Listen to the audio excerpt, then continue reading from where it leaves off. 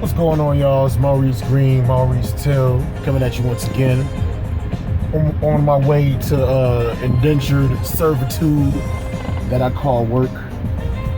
But it is what it is. Gotta make ends meet until I find my channel, until autonomy, or what should I call it? Self-sufficiency completely, work-wise. Sunday, July 19th, 2015. And it was a long night last night. I went to see Tommy Sotomayor in New York City, New York. First time I've been to New York in a year, so need to get out of Connecticut more often. I went with the homie Arkea Keys. You know what I mean? It was a good deal, man.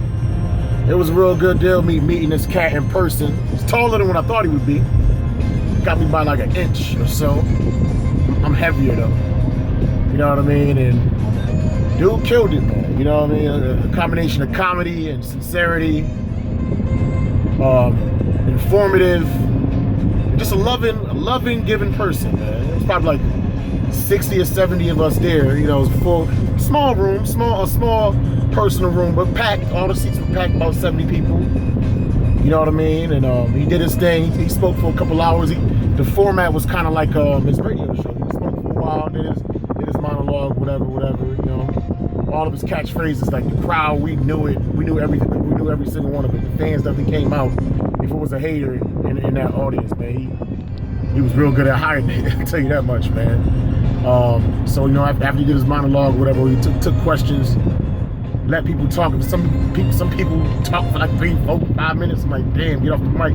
You know, Tommy ain't never rush him off the mic or anything like that. Let everybody speak their piece. You know what I'm saying? And afterwards, let everybody take pictures with him and stuff like that. Brought us all out for drinks.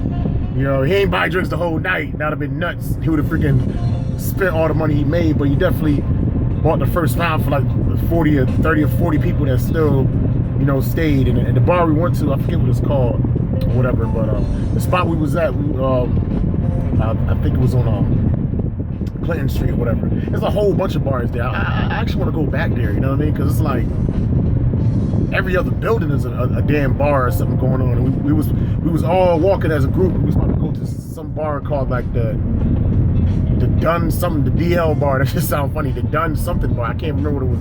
I know the initials are DL, no homo.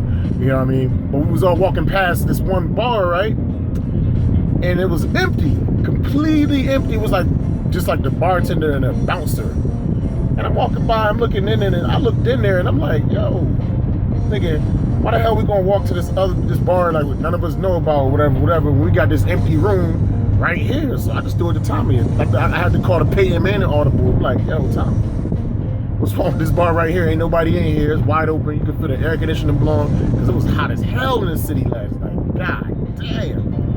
So Tommy was like, oh shit, that makes sense. You know, Tommy man and Truth for Logic. I threw the audible to him. He threw it up there, and they just slam dunked. And we all went to the bar, man, had drinks, and same thing. We was just all building and flicking it up, taking pictures and stuff. And I never met so many individuals that think like myself, or I won't even say like myself, but I just never met so many logical brothers, so many logical cats that all have a way of thinking. You know what I'm saying? That adheres to logic. You know, like when I go around with some like 1 or 2 cats that's like that I can build with. Even in my circle, it's not too many cats that's like that I can build with in my circle. But when I went to that lecture, it was like everybody was, even the women was like that. I was like, damn, this is crazy, man. You know, more of us need to try to put together these functions and come together. A lot of us that think against the grain or just aren't afraid to be logical in the way that we conduct ourselves in our modes of thinking and reasoning. It was a beautiful thing, man. Change this radio station. Yeah, it was a real beautiful thing, man. I networked, passed out a lot of business cards. You know what I'm saying? Had great conversations. Learned a lot from a lot of people, man. I passed out my card so much I got so many numbers I can't even remember, man. You know what I mean? And I came across some business opportunities, man. I'm gonna be doing some work out in New York now, like comedy wise and stuff. So like things are definitely, it was a good look. You know, it satisfied multiple fronts. Definitely satisfied multiple fronts. Very expensive though. Once I start spending and sipping, man, I act like I'm balling, but now I'm back to life, back to reality, taking my ass back to work. I ain't really go over budget though, but you know, yeah, I got Tommy a couple shots. I put him on to the Tito's vodka, so if he starts sipping the Tito's now, just know Maurice Green put him on to it. You know what I mean? It was a cool thing. You gonna stop making fun of my complexion though, Tommy? Damn it! I can't help that I'm black. Not that dark. I mean, I got one dark spot right here on the side of my face. If you can see it, my birthmark. That's the only dark I got right there. But now it was just cool. It was just cool building and sharing advice. And a lot of people, you know, Tommy rubs folk the wrong way. He's had his share of internet beefs, and you know what I mean, and blowing up on folks. Some folks deserve it. Some folks, you know, probably went a little bit overboard. And sometimes he'll even admit when he's going overboard. But ultimately, no sane human being, like coming at this person, you know, meeting Tommy in person, no sane human being could say this motherfucker's an evil person that's out to destroy people. You can't say that at all. You can't. It's a total lie. This dude's totally cool, total gentleman, cool cat to hang out with and build with.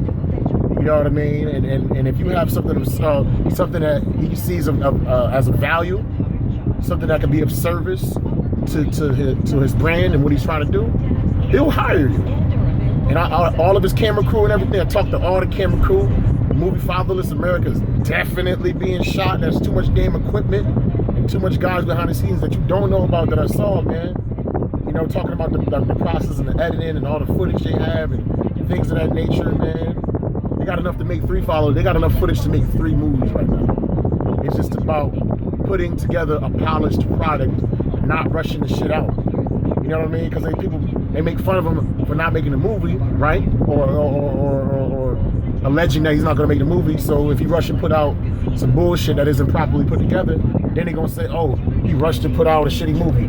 Cops come in, let me put this phone low real quick. Y'all can still see me though. Nigga like, oh, you know what I'm saying? He rushed to put out a shitty movie. He got all that money, he put out a shitty movie, blah, blah, blah. You know what I'm saying? So it's like a win, he can't win. You know what I mean? If he takes his time and is patient with making the movie, oh, he's scamming everybody, not making the movie. If he rushed to put it out, oh, he rushed to put out a shitty movie. So he's doing the right thing now. Make sure that shit is make sure it's perfect. Make sure it's to the T.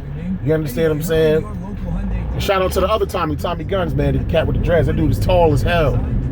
Dude like 6'3". I ain't expect that. At one point he was going in, I forget what we was talking about, but Holmes transformed to like Tommy on steroids. Tommy Sotomayor on steroids, so look out for Tommy Guns. You know what I mean? Because he's trying to get his hand as far as, or his face, I should say, as far as being more vocal and being in front of the camera too, because he has a lot of good things to say too. Shout out to the brother. The brother only 24 years old, and the only thing he's ever done his entire life, from what he told me since he was 17, 18 years old, was being a videographer. He shot rappers like Wale and all the cats. He's from the DC area. You know what I mean?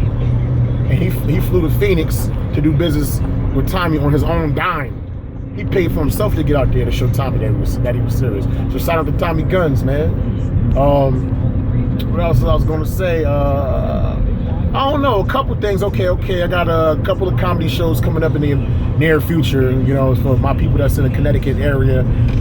August 7th, 2015, I got a show at the Revolutions Bowling Alley in Windsor. That show is by Cosborn Entertainment. I think that one costs $20 bucks if you want information about the show. I don't know. I've never got a message on YouTube, but I don't know. You know, just go to my Facebook, Maurice Green, and inbox me. I can get you information on tickets on that. And then the very following week, August 14th, I'm actually hosting a show at the New Britain Museum in New Britain, Connecticut. August 14th, that's a Friday again. That's on 8 o'clock. And for tickets, just go to Google New Britain Museum. It's called New Britain Museum After Dark. That's the name of the event. It's going to be DJs and people breakdancing and battling downstairs and food and stuff like that and art. You know,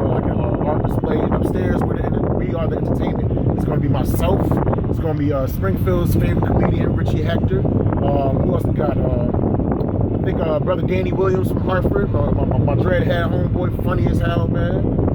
Gives me real good tutelage with this comedy shit. So hopefully I can actually be funny for the first time next time. And then we got ESPN's own Kristen Blinn. I think she's from Springfield, Mass, if I'm not mistaken.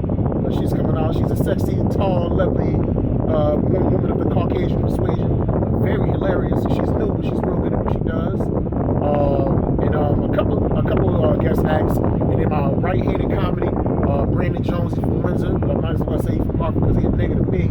It's the homie. And then my left-handed comedy is Dennis Gifford. He's a Mass native, but he's from Britain as well. He's an awesome impressionist. So come out and see those shows, man. Come out and definitely see those shows. Keep supporting on time with the Fatherless America movement, whether it's donating money, donating your time, or at the minimum, if you can't do either of those things, share some of his videos, man. Share the movement, share the message. And to the haters that think he's poisoning the world and you're angry at him and stuff like that, listen. If you don't like somebody, just don't watch him. It's that simple. You literally gotta click on the button and search him out to see what's going on, man. You know what I mean? What he says, if what he says is not affecting your life in a negative way. It only affects your life in a negative way because you continue to watch something that you don't like. I think I'm a Barbie Girl is the stupidest fucking song in the world. And every time I listen to that shit, it lowers my brain cells. And in knowing that, I don't go every single day and click on I'm a Barbie Girl and fucking thumbs down and talk shit about the video and tell other people not to watch it. That's the dumbest shit ever. YouTube is interactive television. Either you click on it and then play it and you watch it, or you don't. That's pretty much all I have to say. I'm almost at work. It's your boy, Maurice Green, Maurice Till, Motel, Mo Jizzle. And I'll be hollering at y'all. Deuces.